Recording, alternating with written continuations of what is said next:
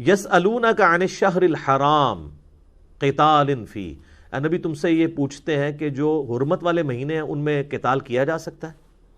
حرمت والے مہینے کون سے ہیں؟ سورہ توبہ میں آیا کہ 4 مہینے ہیں وہ، لیکن ان کے نام نہیں آئے کیونکہ مشرکین عرب کو پتہ تھے وہ کون سے ہیں۔ بخاری مسلم میں یوم النحر والا خطبہ ہے جو آپ علیہ السلام نے حجۃ الوداع کے موقع پر قربانی والے دن دیا تھا، اس میں آپ نے فرمایا کہ 4 مہینے حرمت والے ہیں، 3 کنزیکٹیو ہیں، ذی قعدہ، ذو الحجہ اور محرم، اور چوتھا رجب کا مہینہ۔ اس میں قتال مشرکین عرب بھی حرام سمجھتے تھے، البتہ وہ کتے کو حلال کرنے کے لیے جب کبھی جنگ کرنی ہوتی تھی تو کہتے تھے اس دفعہ رجب جو ہے نا وہ رمضان کی جگہ پہ ہم شفٹ کر رہے ہیں، تو اس طریقے سے وہ کرتے رہتے تھے۔ حتیٰ کہ بخاری مسلم کے الفاظ ہیں، آپ نے آخری خطبہ جو یوم النحر کا دیا آپ نے فرمایا زمانہ گھوم گھما کے اپنی اصلی جگہ پہ واپس آ گیا۔ اتنی دفعہ الٹریشن پرفارم ہوئی ہیں کہ آج جو میں کھڑا ہوں نا 10 ہجری میں یوم النحر کے دن، اب وہ مہینے اپنی اصلی جگہ پہ واپس آ چکے ہیں، اب کوئی ان کو نہیں بدلے گا۔ 4 مہینے حرمت والے ہیں، حتیٰ کہ آپ کو پتہ جنگ صفین روک لی گئی تھی کیونکہ بیچ میں حرمت والا مہینہ آ گیا تھا، تو جنگ نہیں ہوئی تھی، تو جنگ کرنا منع ہے۔ یہی میں نے مشورہ دیا تھا ہماری ایجنسیز کو، گورنمنٹ کے لوگوں کو، کہ یہ آپ لوگ جو رد الفساد اور ضرب عضب کرتے ہیں نا، تو مہربانی کیا کریں حرمت والے مہینوں میں اس کو روک دیا کریں۔ ہاں ایک ایکسیپشن ہو سکتی ہے کہ اس دوران اگر وہاں سے حملے ہو رہے ہوں، وہ تو اب اسی آیت میں آگے آ جائے گا کہ حرم کی زمین میں بھی جہاں پہ عام حالت میں بھی جنگ کرنا منع ہے، اگر حرمت والے ڈبل آپ سمجھے فیکٹر لگایا کہ حرمت والا مہینہ بھی ہے اور حرم کی سرزمین ہے اور کافر آپ پہ ٹوٹ پڑتے ہیں تو آپ قتال کر سکتے ہیں، وہ ایک علیحدہ چیز ہے۔ لیکن جہاں پہ آپ کے پاس اختیار ہے کہ آپ نے کوئی دہشت گردوں کے خلاف کوئی مہم لانچ کرنی ہے، تو کم از کم ہمارے حکمرانوں کا کام ہے یہ دیکھ لیں کہ اگر بیچ میں کوئی حرمت والا مہینہ آ رہا ہے تو اس کو سکپ کریں، اللہ کی غیبی مدد آپ کے ساتھ شامل ہو جائے گی کہ آپ شریعت اس میں بھی تو آپ نے دیکھنا ہے نا۔ لیکن اب یہ باتیں، یہ وہ آیات ہیں جو صرف نظر ہیں، میرا خیال ہے کبھی یہ میرے علم میں تو نہیں ہے کہ کبھی کور کمانڈر کانفرنس ہوئی ہو اور اس میں لوگ ڈسکس کر رہے ہوں تو کہیں حرمت والا مہینہ بھی ڈسکس ہو رہا ہو۔ کاش اگر ہو تو اعلامیے میں جاری ہو کہ ہم یہ کرنے جا رہے ہیں، کچھ جہاں پہ آپ 3 4 مہینے جو ہے وہ لوگوں کو بھیجتے ہیں، سیاسی لیڈرز جا کے مذاکرات کرتے ہیں دہشت گردوں کے ساتھ، تو وہاں پہ اگر 1 مہینہ حرمت والا بھی آپ کو نکالنا پڑ جاتا ہے اللہ کو خوش کرنے کے لیے کہ چلو یار جہاں پہ 4 مہینے مذاکرات کے لیے ہم نے ڈیلے کیا ہے اپنے کسی مشن کو، تو 1 مہینہ اور کر دیں، اللہ کی تائید شامل ہو جائے گی، کیونکہ یہ بھی اسی طریقے سے فرائض ہیں دین کے جس طرح باقی ہیں۔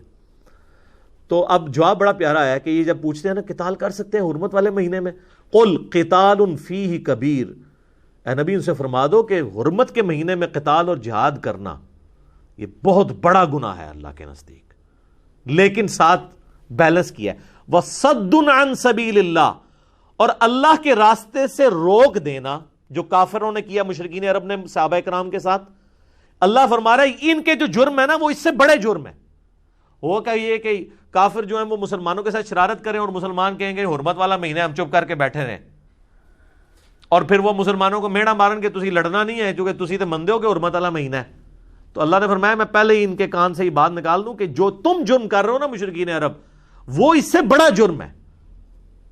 حرمت والے مہینے کی آپ کو بڑی قدر ہے اور آپ نے مسلمانوں کو اتنا ظلم کے ساتھ نکلنے میں مجبور کیا ہے کہ وہ اپنی ساری جائیداد سے محروم ہو گئے ہیں، وہاں جا کے بیچارے غریب ہو گئے، وہ نہیں تمہیں نظر آ رہا؟ جو جامعہ ترمذی میں موقوفاً روایت ہے کہ اے کعبہ تیری خوشبو بڑی اچھی ہے، لیکن اللہ کے نزدیک ایک مومن کی دل کی حرمت کعبے کی حرمت سے بڑھ گیا۔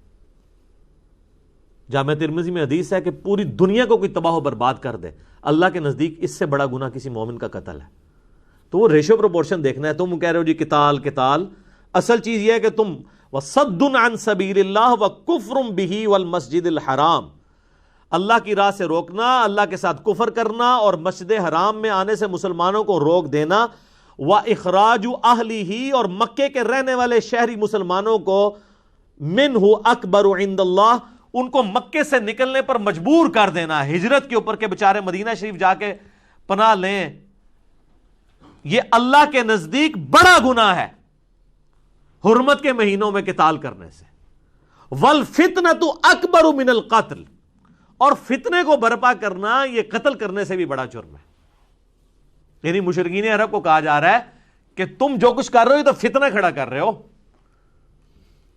اور جنگ کرنا جو ہے یہ فتنہ جو کرنا ہے وہ جنگ سے بھی بڑا جرم ہے۔ ظاہر فطرے کی وجہ سے ہی جنگیں ہو رہی ہوتی ہیں. وَلَا يَزَالُونَ يُقَاتِلُونَكُمْ، اور اے مسلمانوں یہ تمہارے ساتھ ہمیشہ لڑتے رہیں گے. حَتَّى يَرُدُّوكُمْ عَنْ دِينِكُمْ إِنِ اسْتَطَاعُوا، یہاں تک کہ ان کا بس چلے نا تو تمہیں تمہارے دین سے واپس اسی مشرکانہ عقائد کے اوپر لے آئیں. جب تک تم دوبارہ مشرک نہیں ہو جاتے، بت پرستی شروع نہیں کرتے، یہ تمہارے رشتہ دار سو کالڈ مشرکین عرب تم سے راضی نہیں ہوں گے. اسی طرح کی آیات یہود و نصارہ کے بارے میں آئی ہیں سورۃ المائدہ میں، کہ جب تک تم یہود و نصارہ کی ملت پہ نہیں آ جاتے، سورۃ البقرہ میں بھی گزری ہیں، سورہ آل عمران میں بھی، تم سے راضی نہیں ہوں گے. اب اللہ کی طرف سے یونیورسل ٹروتھ آ رہا ہے.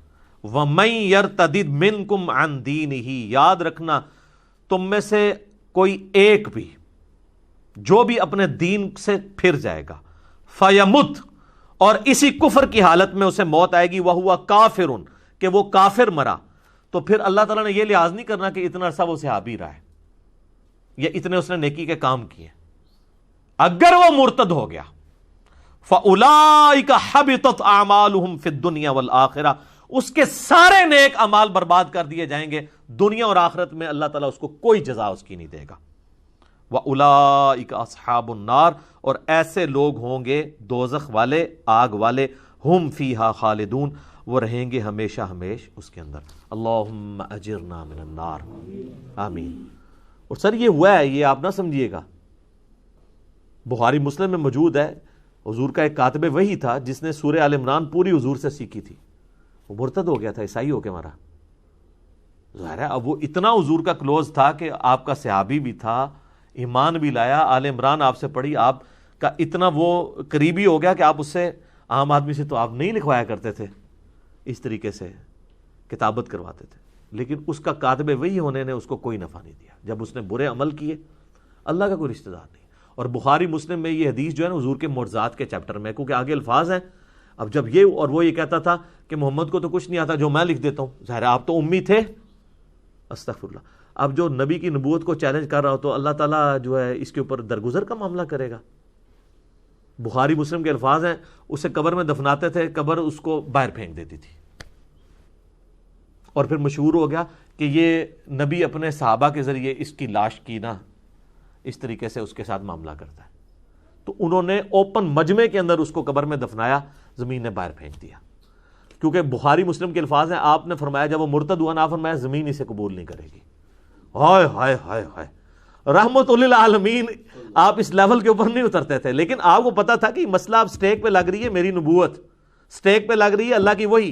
تو اللہ نے وحی کے ذریعے بتا دیا کہ اے نبی یہ بتا دو کہ تمہارا معجزہ ہے کہ جو بندہ یہ کہہ رہا ہے نا کہ یہ نبی جو ہے وہ اس کو کچھ نہیں آتا اور میں جو کچھ لکھ دیتا ہوں یہ وحی ہے. تو اب تو ظاہر ہے کہ جو مسلمان بیچارے اس وقت تھے ان کے دلوں میں بھی تو وسوسے آنے تھے نا، کیونکہ اللہ نے تو سامنے نہیں آنا تھا، حضور کی زبان پہ پورا دین چل رہا تھا نا. تو آپ نے اسی وقت کہہ دیا کہ زمین اسے قبول نہیں کرے گی، مرنے دو اسے. اور وہ شکر ہے کہ اسی وقت مر بھی گیا بعد میں، ورنہ وہ حضور کے بعد مرتا اور پھر بعد میں معجزہ ظاہر ہوتا، اس وقت تک تو ساروں کے دل اٹکے رہتے نا. حضور کی زندگی میں اسی وقت مرا، وہ کچھ عرصے بعد ہی دفناتے تھے، لاش زمین باہر پھینک دیتی تھی. پھر جب لوگوں کو یقین ہو گیا کہ یہ معجزانہ کام ہو رہا ہے اس کے ساتھ، پھر اس کی لاش باہر ہی پڑی رہی، اسی طریقے سے تعفن کا شکار ہوئی. تو یہ ہے معاملہ، اعمال برباد کر دیے جائیں.